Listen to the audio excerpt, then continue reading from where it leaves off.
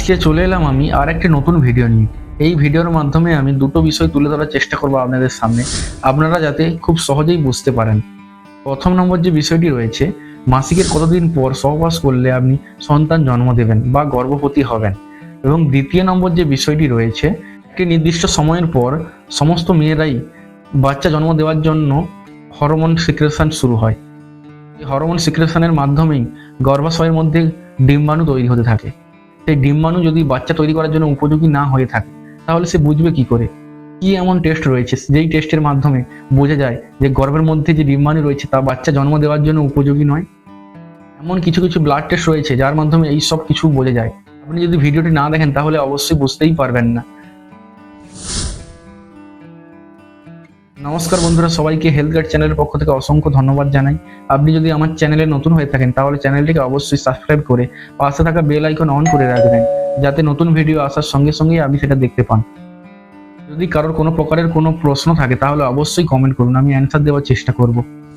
আজকে আমি শুরু করতে চলেছি ভিডিওর প্রথম পর্ব। এই প্রথম পর্বের মাধ্যমে আমরা বুঝতে পারবো মাসিকের কতদিন পর সহবাস করলে গর্ভধারণ করতে পারবেন বা সন্তান জন্ম দিতে পারবেন। তবে এই বিষয় নিয়ে অনেক রকমের পদ্ধতি রয়েছে, তার মধ্যে থেকে আমি দুটো পদ্ধতি তুলে ধরবো আপনাদের সামনে, আপনারা যাতে খুব সহজে এই পদ্ধতিগুলি মাথায় রাখতে পারেন বা মনে রাখতে পারেন।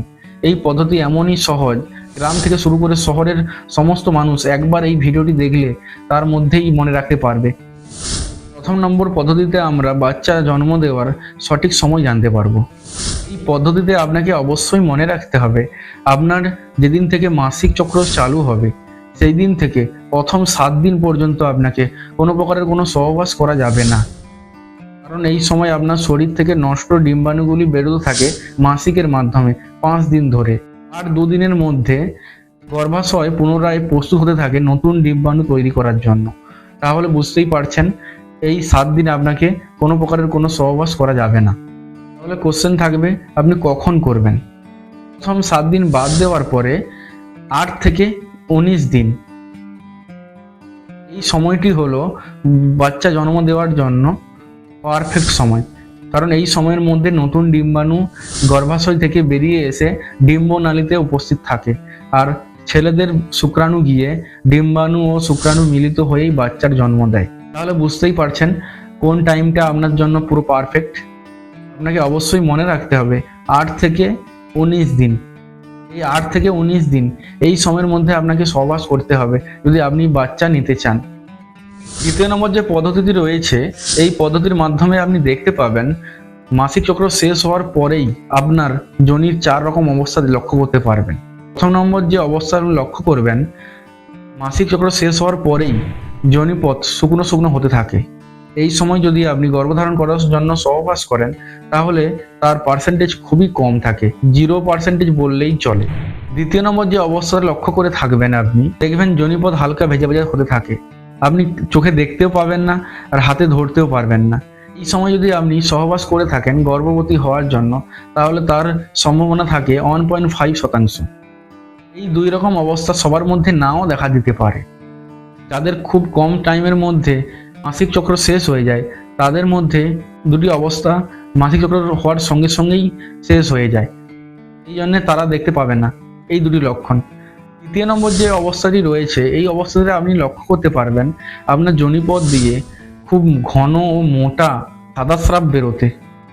এই সময় যদি আপনি সহবাস করে থাকেন গর্ভবতী হওয়ার জন্য তাহলে তার পার্সেন্টেজ থাকে 2.5%। চতুর্থ নম্বর অবস্থার মধ্যে আপনি লক্ষ্য করে থাকবেন যোনিপথ দিয়ে সাদা পিচ্ছিল সাদা স্রাব বেরোতে থাকে, ঠিক যেমন ডিমের সাদা অংশ যেমন থাকে সাদা পিচ্ছিল, ঠিক তেমনভাবে বেরোতে থাকে। আপনি 2 আঙ্গুল দিয়ে টেনে ধরলে বুঝতে পারবেন সেই সাদা স্রাব ভাঙে না, 2 থেকে 5 ইঞ্চি পর্যন্ত টেনে ধরে রাখলে বড় হতে থাকে। এই সময় সহবাস করলে গর্ভধারণের সম্ভাবনা থাকে 30%। তাহলে মনে আপনার প্রশ্ন আসবে কোন সময় আপনি সহবাস করবেন? অবশ্যই আপনাকে তৃতীয় অবস্থা শেষ থেকে চতুর্থ অবস্থা শেষ করে 5 দিন পর্যন্ত আপনাকে সহবাস করতে হবে, তাহলে আপনার গর্ভধারণ করার সম্ভাবনা থাকে। আমরা চলে এলাম ভিডিওর দ্বিতীয় পর্বে।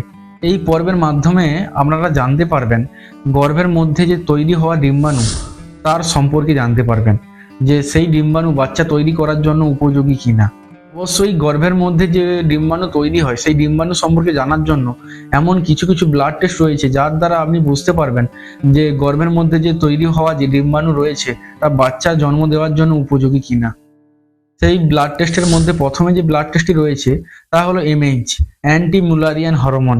এই ব্লাড টেস্টের মাধ্যমে আপনি বুঝতে পারবেন আপনার ডিম্বাণুর স্বাস্থ্য বা ডিম্বাণু সম্পর্কে আপনি জানতে পারবেন ডিম্বাণুর আকার কেমন রয়েছে বা কত পরিমাণে তৈরি হচ্ছে, এই সমস্ত কিছু জানতে পারবেন এই এমএইচ ব্লাড টেস্টের মাধ্যমে।